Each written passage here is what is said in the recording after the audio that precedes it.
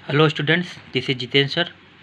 आज हम class 10th के भैया बहनों को हिंदी विषय के अंतर्गत हिंदी काव्य का पहला चैप्टर, पहला पाठ, जिसका नाम पद है, उसे पढ़ेंगे।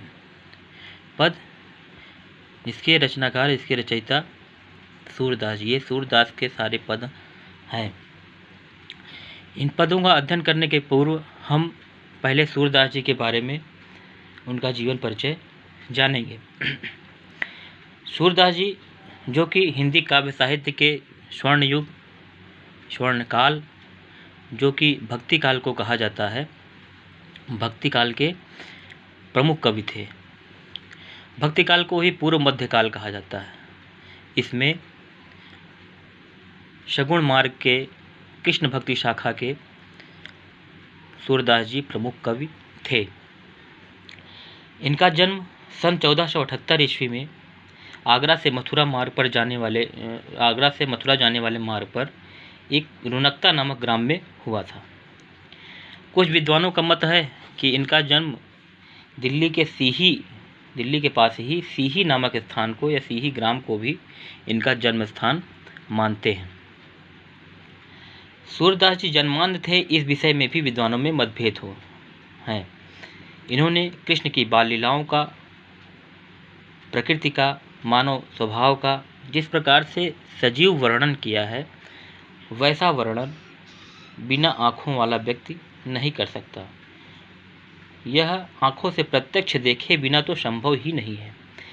इन्होंने स्वयं अपने आप को जन्मांध कहा है। ऐसा इन्होंने क्यों कहा, कैसे कहा, ये भी विद्वानों में मतभेद है।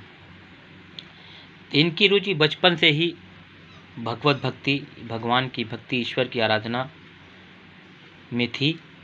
जो ये भक्ति के पद गाया करते थे, उन्हीं पदों में से एक पद को सुनकर वल्लभाचार्य जी ने इन्हें अपना शिष्य बना लिया और श्रीनाथ के मंदिर में इन्हें कीर्तन का भार सौंप दिया था। श्री वल्लभाचार्य जी के पुत्र विट्ठलनाथ ने अष्टछाप नाम से एक संगठन बनाया, जिसमें 8 कृष्ण भक्त कवियों को रखा। वह 8 कृष्ण भक्ति के कवियों का संगठन था, जिसे अष्टछाप के नाम से जाना जाता था। और उस अष्टछाप के सूरदास जी सर्वश्रेष्ठ कवि थे। वे गौ घाट पर रहकर जीवन पर्यंत कृष्ण की लीलाओं का गायन करते हैं। सूरदास जी की मृत्यु 1583 ईस्वी में गोसाई विट्ठलनाथ के सामने ही गोवर्धन पर्वत की तलहटी में स्थित पारसौली नामक ग्राम में हुआ। अंतिम समय में वह खंजन नयन रूप रस माते इस पद का गान करते हुए अपने शरीर का त्याग करते हैं। इनकी रचनाओं में मुख्य रूप से सुरसागर है। सुरसागर, जो कि श्रीमद् भागवत के आधार पर सूरदास जी ने जिसकी रचना की है, उसमें 1.25 लाख पदों की रचना बताया गया है, जिसमें से 10,000 के आसपास पद ही उपलब्ध बताए जाते हैं। उनमें इन्होंने कृष्ण की बाल लीला, गोपी प्रेम, गोपी विरह, उद्धव और गोपियों का संवाद, इन सभी का बहुत ही सरस वर्णन किया है। संपूर्ण सूरसागर एक गीत काव्य है। इसके पद इतनी तन्मयता के साथ गाए जाते हैं कि व्यक्ति भाव विभोर हो जाता है। यही सूरसागर ही सूरदास की कीर्ति का स्तंभ है।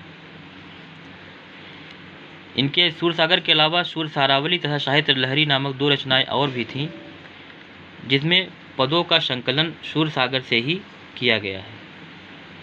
दूसरी रचना जो सूरसारावली है, इसमें 1107 पद हैं। वो सारे पद सूरसागर से ही लिए गए हैं। तीसरी रचना साहित्य लहरी है। इसमें 118 पदों का संग्रह है। इस ग्रंथ में किसी एक विषय की विवेचना नहीं हुई है। मुख्य रूप से नायिकाओं एवं अलंकारों की विवेचना की गई है। इसमें कहीं कहीं पर कृष्ण की बाल लीलाओं का भी वर्णन हुआ है। तो इस प्रकार से जब भी सूरदास जी का जीवन परिचय लिखने को आए, परीक्षा में आता है तो इसमें 2-3 तरह के प्रश्न पूछे जाते हैं। कहीं पर केवल जीवन परिचय पूछा जाता है तो केवल जीवन परिचय लिखेंगे, जीवन परिचय के साथ साथ साहित्यिक परिचय पूछा जाता है तो साहित्यिक परिचय लिखेंगे। ठीक है, इनकी कुछ रचनाएं, जैसे ये 3 रचनाएं हैं, सूर सागर, सूर सारावली, सूर साहित्य लहरी, उनके बारे में लिखेंगे। इन्होंने अपनी रचनाओं में वात्सल्य रस का उपयोग किया है, वात्सल्य रस के साथ साथ श्रृंगार रस, शांत रस का भी वर्णन किया है। अलंकारों की दृष्टि से इनके रचनाओं में अनुप्रास, यमक, श्लेष आदि अलंकारों का संकलन हुआ है।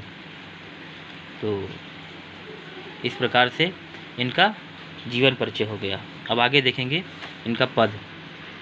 पहला पद है, चरण कमल बंदो हरिराई, जाकी कृपा पंगु गिरि लंघे, अंधे को सब कुछ दर्शाई, बहिरो सुने गूंग पुनि बोले, रंग चलय सिर छत्र धराई, सूरदास स्वामी करुणामय, बार बार बंदो तिहि पाई। चरण कमल, सूरदास जी श्री कृष्ण के चरणों को कमलवत कहते हैं, कमल के रूप में, कमल रूपी चरण। बंदो हरिराई, बंदो माने वंदना करता हूँ, हरि माने कृष्ण, हरि का मतलब कृष्ण, राई मतलब होता है राजा, तो हरि राई माने होता है श्री कृष्ण के बारे में ही कहा गया है। तो मैं भक्त शिरोमणि, जो सूरदास को भक्त शिरोमणि कहा जाता है, भक्त शिरोमणि सूरदास श्री कृष्ण के कमल रूपी चरणों की वंदना करते हुए कहते हैं कि बंदो हरिराई, इसमें कमलवत रूपी चरणों की वंदना करते हुए कहते हैं कि इन चरणों का प्रभाव बहुत ही व्यापक है। जाकी कृपा, जिसकी कृपा से पंगु गिरि लंघे, पंगु माने होता है लंगड़ा, जिसके पैर न हो, गिरि माने होता है पर्वत, लंघे माने लांघ जाए, जिनकी कृपा से श्री कृष्ण भगवान की कृपा हो जाने पर लंगड़ा व्यक्ति भी पर्वत को लांघ सकता है। अंधे को सब कुछ दर्शाई, और एक अंधा व्यक्ति भी सब कुछ देख सकता है। दर्शाई माने दिखाई देने लगता है, अंधे को भी सब कुछ दिखाई देने लगता है। बहिरो सुने, तो इनकी कृपा का प्रभाव ऐसा है, उनके कमलवत चरणों का प्रभाव ऐसा है कि इसमें बहरा व्यक्ति भी सुनने लगता है। और गूंग पुनि बोले, गूंगा जो बोल नहीं सकता है, गूंगा व्यक्ति भी दोबारा बोलने लगता है। रंग चलय सिर छत्र धराई, रंग माने दरिद्र, तो दरिद्र व्यक्ति भी श्री कृष्ण की कृपा हो जाने पर, श्री कृष्ण के चरणों की कृपा हो जाने पर राजा बनकर सिर छत्र धराई, अपने सिर पर छत्र धारण करके, छत्र माने मुकुट होता है, राज छत्र इसे बोलते हैं। तो श्री कृष्ण के चरणों की कृपा हो जाने पर राजा बनकर अपने सिर पर राज छत्र धारण कर लेता है। इनकी कृपा हो जाने पर एक दरिद्र व्यक्ति भी अपने सर पर छत्र धारण कर लेता है। सूरदास स्वामी करुणामय, सूरदास जी अपने स्वामी श्री कृष्ण को करुणामय कहते हैं, दयालु कहते हैं कि ऐसे दयालु श्री कृष्ण सूरदास स्वामी करुणामय, बार बार बंदो तिहि पाई। मैं ऐसे दयालु श्री कृष्ण के चरणों की मैं बार बार वंदना करता हूँ, ऐसे दयालु श्री कृष्ण के चरणों की मैं बार बार वंदना करता हूँ। तो इसमें कृष्ण के चरणों का असीम प्रभाव बताया गया है। कवि की भक्ति अनुकरणीय है। इनकी भाषा, सूरदास जी की भाषा ब्रज भाषा थी, तो अपनी रचनाएं ब्रज भाषा में करते थे, गेय पद गाते थे, तो इनका छंद गेय हो गया। इसमें भक्ति रस है, ईश्वर श्री कृष्ण की भक्ति की गई है तो भक्ति रस है, प्रसाद गुण है। जहाँ भी ईश्वर की भक्ति की जाती है, ईश्वर की संबंधित वर्णन होता है, वहाँ पर प्रसाद गुण होता है। और यहाँ पर चरण कमल बंदो हरिराई, इसमें चरण कमल बंदो हरिराई, इसमें रूपक अलंकार है। चरणों की कमल से तुलना की गई है, चरणों को कमलवत कहा गया है, कमलवत चरण है। तो ये पहला हो गया। दूसरा देखेंगे, अविगत गति कछु कहत न आवे, ज्यों गूंगे मीठे फल को रस अंतर्गत ही भावे। अविगत गति, अविगत माने होता है निराकार ब्रह्म, ओके, और गति माने होता है दशा। तो उस निराकार ब्रह्म की दशा का वर्णन करना कछु कहत न आवे, कुछ कहा नहीं जा सकता। उस निराकार या निर्गुण ब्रह्म का वर्णन करना अत्यंत कठिन है। इसमें इस पद में सूरदास जी ने निर्गुण ब्रह्म की उपासना में जो कठिनाई आती है उसे बताते हुए सगुण ईश्वर यानी कृष्ण की लीला के गान को ही श्रेष्ठ बताया है। तो निर्गुण ब्रह्म की उपासना करना अत्यंत ही कठिन है। उसकी स्थिति के बारे में, उसकी वास्तविक स्थिति के बारे में कुछ भी नहीं कहा जा सकता है। कछु कहत न आवे, जो गूंगे मीठे फल को रस अंतर्गत ही भावे। जिस प्रकार की कोई गूंगा व्यक्ति किसी मीठे फल को खाता है और उसके स्वाद को अपने अंतर्गत ही, मन में ही उसे महसूस करता है, उसकी मीठे फल का स्वाद वह अपने अंदर ही महसूस करता है, व्यक्त नहीं कर सकता है। उसी प्रकार से उस निर्गुण ब्रह्म की उपासना का आनंद भी किसी व्यक्ति के लिए उसी प्रकार से अवर्णनीय है, वर्णन नहीं किया जा सकता। इस प्रकार से गूंगा व्यक्ति मीठे फल के स्वाद को कहकर नहीं प्रकट कर सकता, वह मन ही मन उसके आनंद का अनुभव किया करता है। उसी प्रकार से निर्गुण ब्रह्म की भक्ति के आनंद का केवल अनुभव किया जा सकता है, उसे वाणी द्वारा प्रकट नहीं किया जा सकता। परम स्वाद सब ही सुनिरंतर अमित तोष उपजावे। यद्यपि निर्गुण ब्रह्म की प्राप्ति से निरंतर अत्यधिक आनंद प्राप्त होता है और उपासक को उससे असीम आनंद, असीम संतोष भी प्राप्त होता है। अमित तोष उपजावे, तोष माने संतोष, अमित माने असीम। परम साध सभी निरंतर अमित तोष उपजावे। तो इसमें उपासक को इसकी आराधना करने से असीम संतोष भी प्राप्त होता है, परंतु वह प्रत्येक की सामर्थ्य से बाहर की बात है। सामर्थ्य के बाहर कैसे है? मन वाणी को अगम अगोचर, जो मन को और वाणी माने वचन को से अगम है, अगोचर है, वह प्रत्येक की सामर्थ्य से बाहर है। इसे इंद्रियों से नहीं जाना जा सकता। सो जाने जो पावे, जो जान जाता है वही, या जो पा जाता है, जो उसे प्राप्त कर लेता है वही जान सकता है। तो इसे प्राप्त करना प्रत्येक के सामर्थ्य से बाहर की बात है, यह इंद्रियों से जाना ही नहीं जा सकता है। रूप रेख गुण जुगत बिनु, निरालंब कित भावे। उसका ना कोई रूप है, ना कोई रेख है, ना गुण है, न जुगति है। तो निर्गुण ब्रह्म, निराकार ब्रह्म, इसका ना कोई रूप है, ना कोई उसकी आकृति है, रेख माने आकृति, न उसकी कोई विशेषता है, गुण है, गुण माने विशेषता है, न जुगत जाति है, न कोई जाति है, और न ही किसी युक्ति से वह प्राप्त कर, जुगत माने युक्ति, उपाय से प्राप्त किया जा सकता है। निरालंब कित भावे, निरालंब माने बिना आधार के, आलंब माने आधार, निरालंब माने बिना आधार के। तो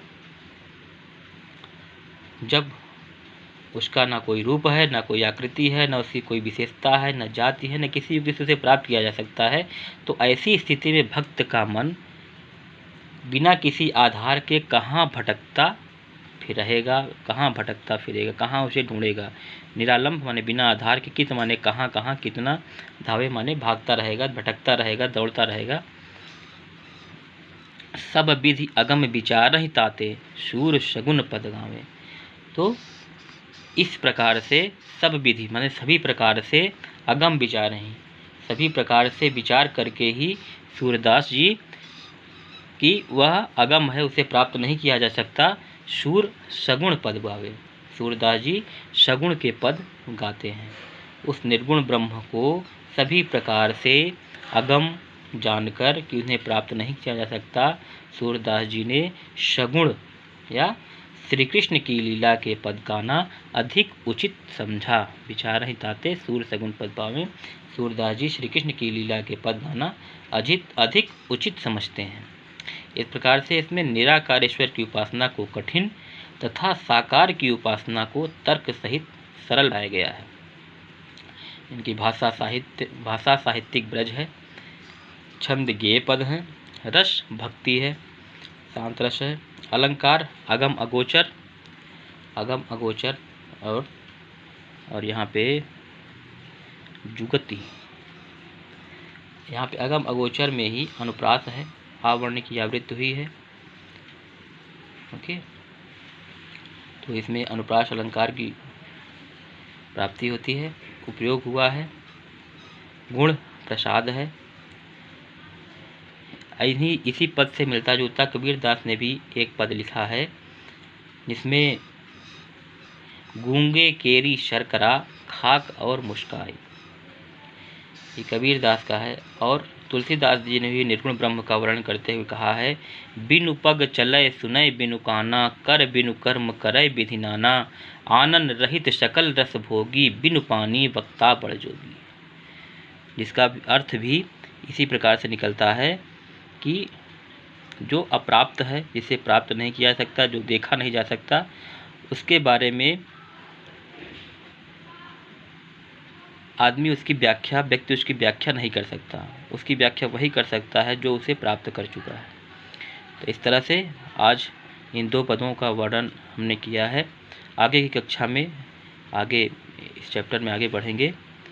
तो सभी भैया बहनों से ये उम्मीद है कि इसे अच्छे से पढ़ेंगे, ध्यान देंगे और आगे कक्षाओं में हम इसका वर्णन करेंगे। तब तक के लिए धन्यवाद।